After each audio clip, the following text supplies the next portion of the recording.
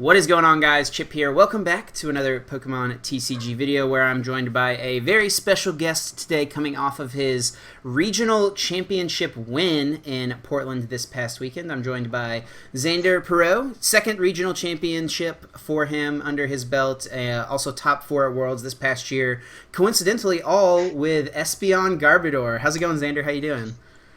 I'm doing pretty good. How about you? Doing well, man. Thanks so much for taking time to sit down with me. Guys, I'm going to give Xander just a second to introduce himself, let us know where he's from, a little bit of his background in the Pokemon trading card game. Hi, I'm Xander. I've been playing now for like 8 to 9 years now, since December of 2009. And now I'm second-year master, writing for 6 prizes, doing pretty well, getting to travel a lot, which is always really fun. Yeah, awesome, man. Yeah, for being just a second-year master, we were just talking about this before, but like second-year master, second regionals win, top 4 at Worlds last year, your accomplishments are starting to rack up here pretty early on in your master's career, so that's pretty awesome, man. Congratulations. Thank you. So we're looking at the Espeon Garb deck that you used in Portland this past weekend, and as I mentioned earlier, this is just a deck that you have seemed to love so much basically since you played it in Dallas last year. I think before that even it was like Mexico City. Oh no, you won Dallas with Gardevoir. I'm sorry. Yeah. Yeah, but it was like Mexico City. You got top 4 right with Espeon Garb, and that was like you were kind of like one of the originators of this deck. I know, so kind of cool whenever you've built like your own archetype and had a lot of success with it. So leading up to Portland, what made you feel that the meta was right for Espeon Garb to do well again? So I thought it would be really nice just because of the success of fighting decks recently. Like I know 3 of the 4 decks in top 4 at Charlotte were Buzzwole Lycanroc, which is one of the favorable matchups for Espeon Garbodor. Plus the release of Lucario GX that weekend would mean that there would be a ton of that deck, and even if there wasn't, there would just be a decline in Zoroark in general. So it was just like the perfect shift to the meta, so that all of Espeon's good matchups would resurge, and all of its bad matchups would kind of recede in the meta. Sure. Yeah, definitely makes sense. And we see here in the list you've got the 2/2 Espeon line, but you've also got the 1 Drampa GX and 1 copy of Tauros GX. What was the reasoning behind including each of these cards? So those 2 were really like the main Zoroark counters in the deck, but then they also serve a variety of other purposes. So Espeon is really getting into all the fighting stuff and all the stuff that uses a lot of energies, like Tapu Bulu GX if they don't discard. But Drampa and Tauros are really like the meat of the deck and like crushing the other decks. Like I would use Tauros a lot against Greninja in round 12 or round 11 or 12. And then Drampa was obviously very good against attacking Hoopa, which I didn't expect to face. But those 2 were mainly included in the deck as the Zoroark counters because Psybeam is pretty ineffective against them. Sure. But Righteous Edge and then Horn Attack and Mad Ball GX are always really good for keeping up prizes, and if not, then forcing them to use items so that Trash Lunch can win later on. For sure, it definitely makes sense.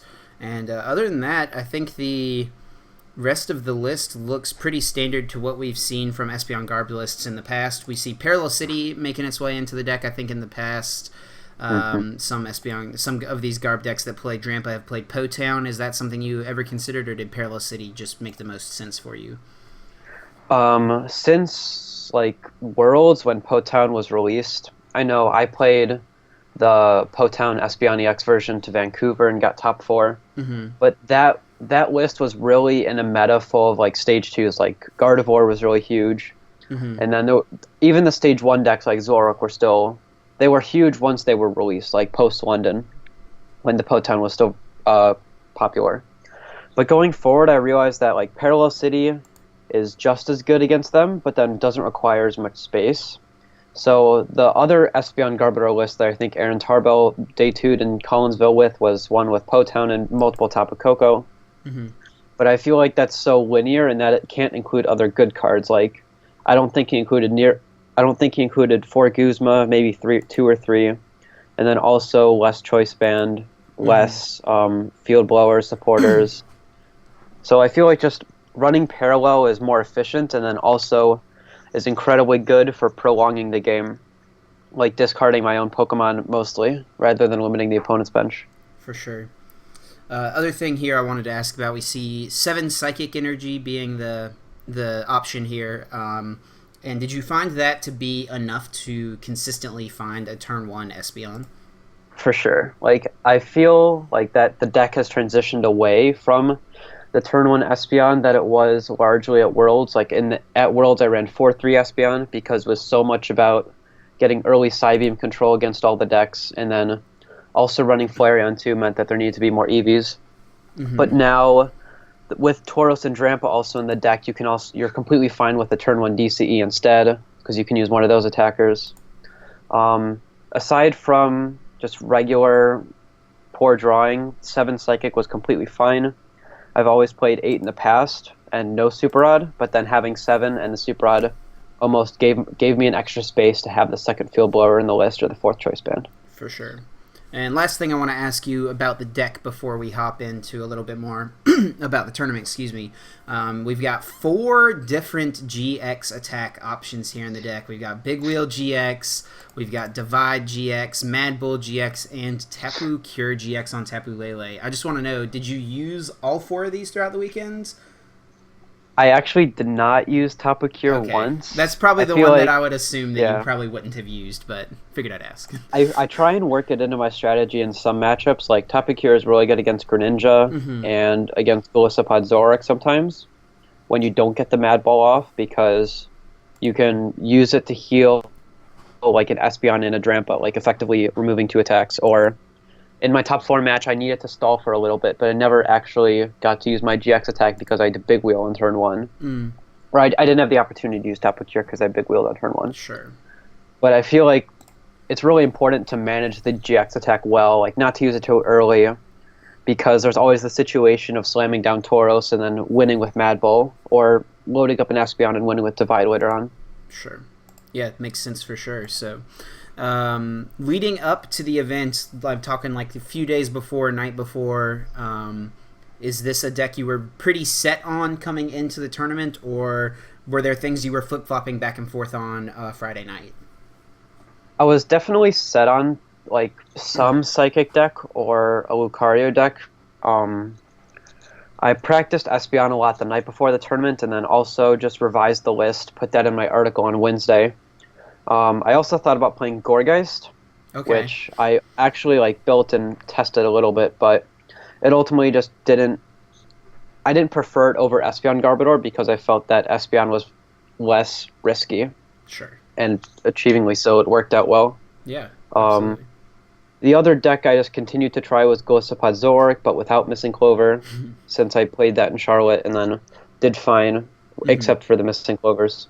And then also the Lucario Lycanroc deck that Michael Pramelot and Travis and a few others played. Sure. So you had a lot of different things on your radar, but ultimately settled down to the Espeon Garb, and I think, you know, you're very comfortable with the deck. Obviously, you've got a lot of success with it, so I think sometimes it's good to just rely back on what you are really good at and what you really know. So, yeah, obviously worked out. So go ahead and let us know what the tournament looked like for you on day 1. Did the meta end up shaping out kind of how you envisioned it? What did your rounds look like? So the meta definitely played out to what I was thinking.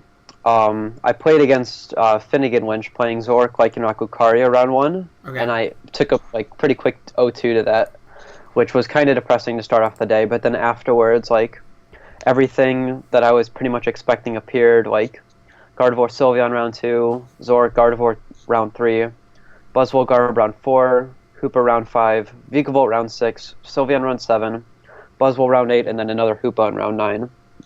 So just all of the non-Zoroark decks appeared. And even though I didn't play against any of the Lucario decks, earlier I said that just because of its printing, there would just be less Zoroark decks in the room. Yeah, definitely makes sense for sure. So, finishing off day 1 pretty well, right? At 8-1, is that correct? Yeah, I won everything except for round 1. Yep. So those Hoopa decks, is that something you were really expecting, or did it just end up working out that you played a Garbodor deck and had a pretty good matchup against those decks? It definitely just kind of fell into my lap. I heard of the deck after someone played it to Australia, but I never thought that it would actually be good enough to compete. I don't know, but it is a good deck, and moving forward, I think more people will play it. Okay. And it definitely was just like, oh, everyone's playing, top players are playing a deck that I just so happen to beat. And I feel like the same situation happened in Mexico last year, where a lot of the top players were playing Decidueye, and I was just happened to be playing Espeon Garbodor. Mm-hmm. Yeah, definitely makes sense. So that wraps up day one pretty quickly. I think that's the fastest we've ever had someone go through day one, but that's totally good. And what did that day two field look like for Espeon Garb? Did you feel like the field was pretty good, or was there any matchups you were worried about going up against? I was a little worried about playing against Hoopa in round 10, just because I was playing against Daniel Tavilla again. Mm-hmm.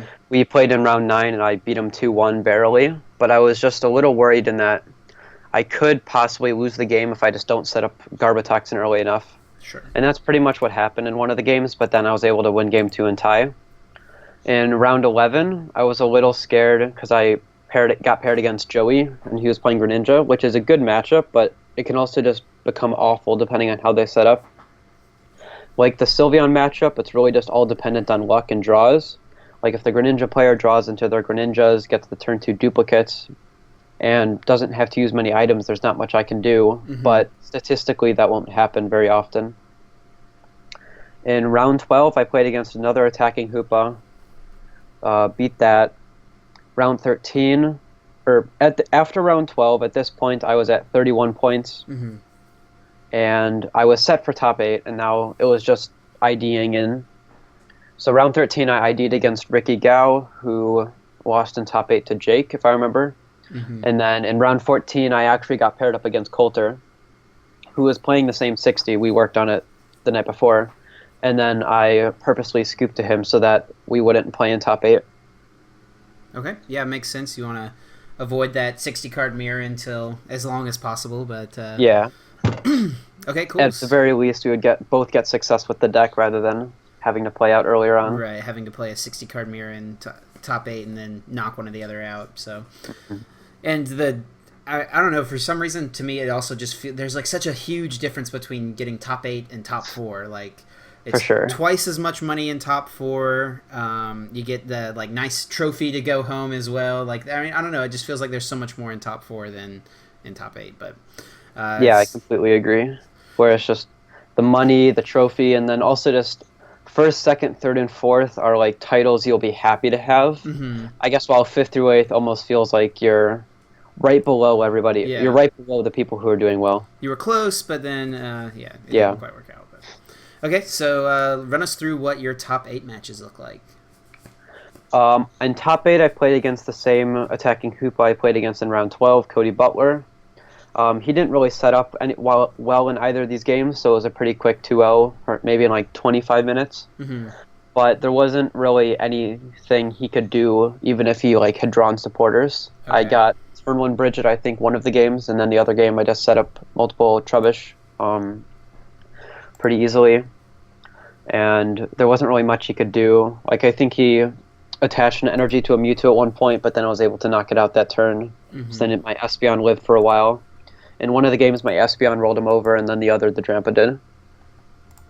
Yeah. Top 4 was definitely my most tense match of the weekend because I started off dead drawing at the beginning, in the middle, and then pretty much near the end. In game 1, I went second. He was playing Lucario Zoroark. He got a Riolu down on his bench and attached a Strong to it, and then passed.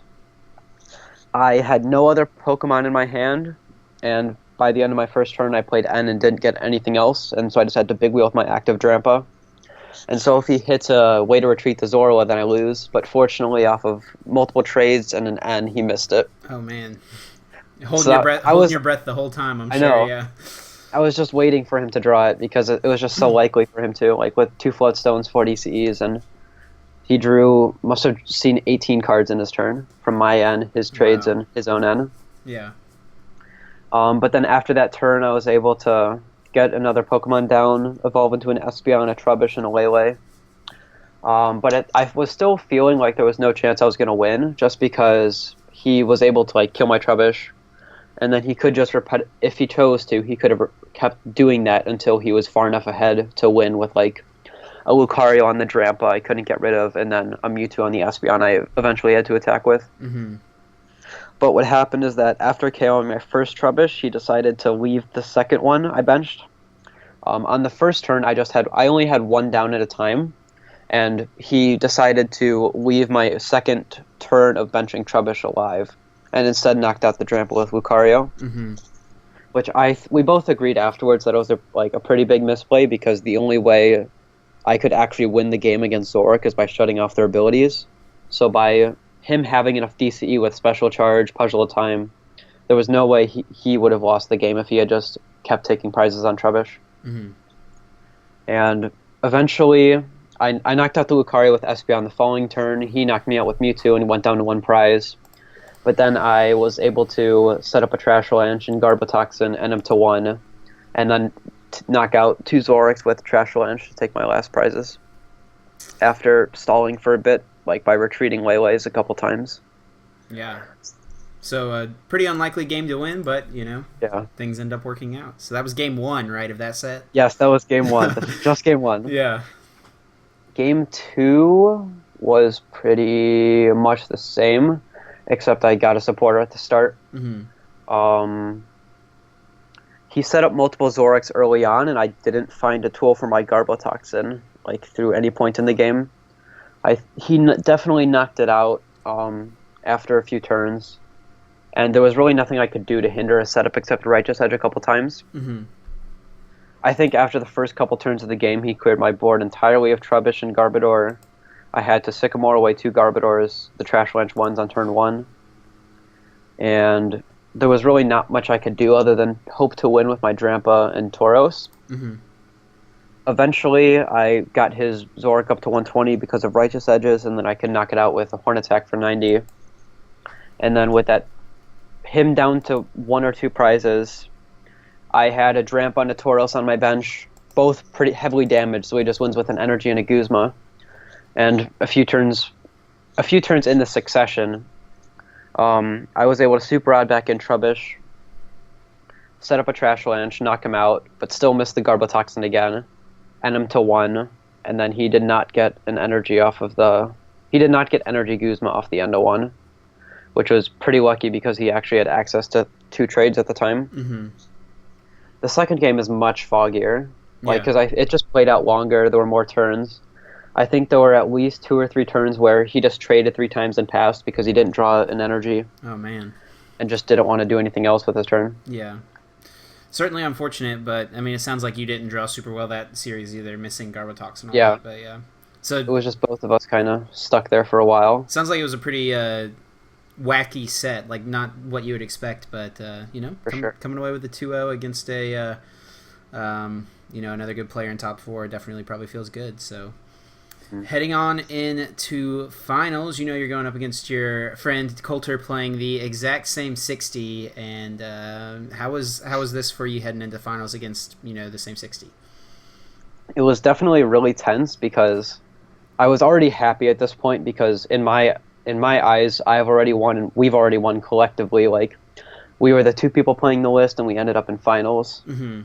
So I felt like even if I lost, I would be very happy with how the situation turned out. Getting second is something I'm proud of anyways. Mm-hmm. But then I'd also be upset losing, not because I'd be losing to someone who, I helped out, but also just by, losing an Espeon Garbmere for such high stakes. Mm-hmm. Because I feel I'm a huge fan of Espeon Garbodor, and if I lose this matchup, then it discredits me.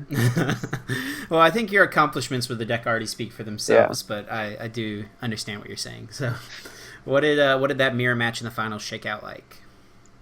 Game 1, I think I was fortunate enough to go first and got an Espeon down, or something like that. I got an Espeon down after a couple turns. We both started off with just a couple Trubbish in play, not doing much.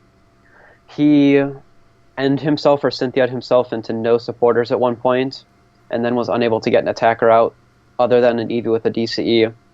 And then on that turn, I was able to draw a Floatstone, retreat my Trubbish, and then divide off the Eevee. Mm-hmm. And then at that point, he scooped because he just had a lone Trubbish left. Game 2 was closer in that he actually played supporters and set up Pokemon. Excuse me. But it was mainly decided because I was able to take prizes without using items while he had to. Mm-hmm. Like, he had to Ultra Ball a couple times. I found that he was the one playing supporters a lot. Like, he was playing Ends and Cynthias every turn while I was just kind of sitting there making do with my hand. But the important thing to realize in Espeon Garbodor Mirror is that you don't need to be the one playing more supporters. You don't need to find more Pokemon on the field. All you really need to do is be able to keep pace with your opponents and most importantly not play an item. So there was a point where I knocked out his Eevee with a Tauros, which set him back because then he didn't have anything to counter my Tauros, and I still had 0 items in the discard pile. Mm-hmm. And despite me not having a supporter in my hand, I was able to just keep tempo with him. There was really never a point where I felt like I was losing, just because even though he had he had a Garbotoxin in play, I think he had multiple Garbodor Guardians Rising set up, maybe 1 or 2 of those. Mm-hmm. But I just was able to make do with what I had. I guess I was more efficient in using my cards in that set. Like, I think one of Coulter's mistakes was maybe using N too liberally. Like, if I had a hand, even if my hand has a supporter in it, there's really no reason for him to play N and give me access to more cards. Because with energy in the hand, there's really nothing other that you want to be doing in Mirror Match other than just attaching energy and saving the draw supporters to close out the game later on. Sure. Well, there you go. You find yourself regional champion once again, $5,000 richer, 200 championship points richer, and congratulations, man. Very well deserved. Thank you. It's actually kind of funny. Xander and I were actually just speaking to one another in Charlotte, talking about top 16 and stuff, and I was asking him if he was really going for top 16, and he said, well, not really. I'm going to a few more events, so we'll see what happens, but I'm not really that worried about it. For those who don't know, Xander, with getting top 4 Worlds this past year, already has his Worlds invite, but, you know, if you're going to a lot of events and you can qualify for day 2, that definitely is nice. But so I know that was something you weren't too worried about just a couple weeks ago, but now you find yourself in a different kind of position.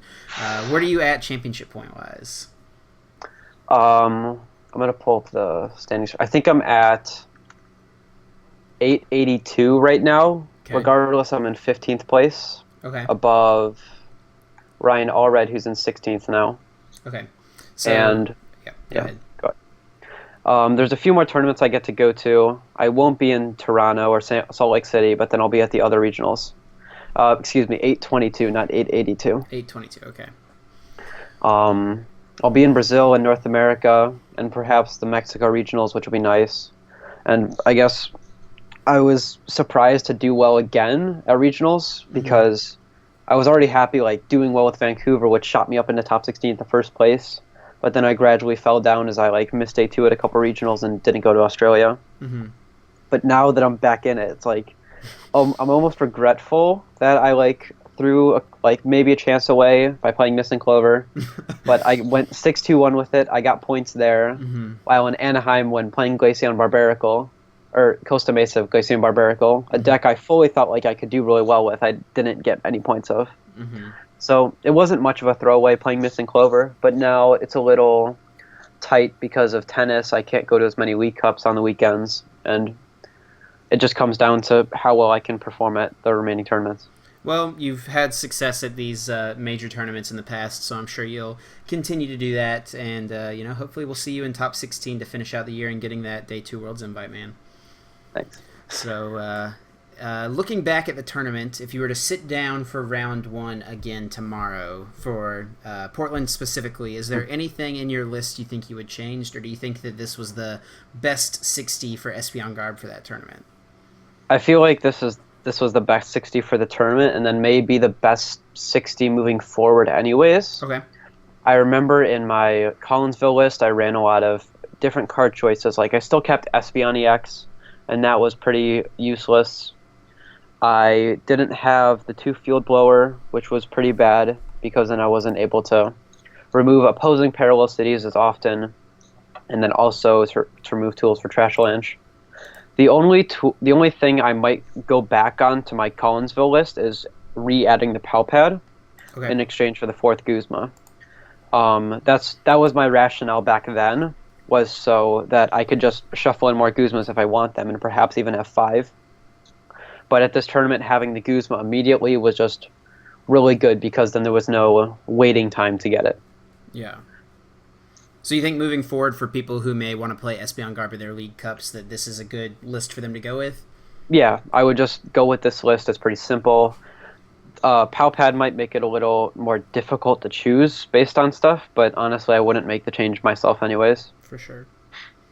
Well, cool, man. Appreciate your time. Congratulations once again. I'm going to give you a second here as we close out the video if you want to do any sort of shout-outs to friends, to your website, or any social media plugs, anything like that. Feel free, man. The floor is yours. All right, so shout out to Six Prizes. There should be another article coming out in the next few days about my formal report on my Portland experience. Shout out also to the guys, obviously, for talking with me. I was talking to them a lot the night before and the morning of, like, tournament, figuring out what decks are good, just general overview of the meta. Mm-hmm. And then also to Coulter, we hung out a lot in Portland, and then him doing really well reflects on both of us as good players and picking the deck well.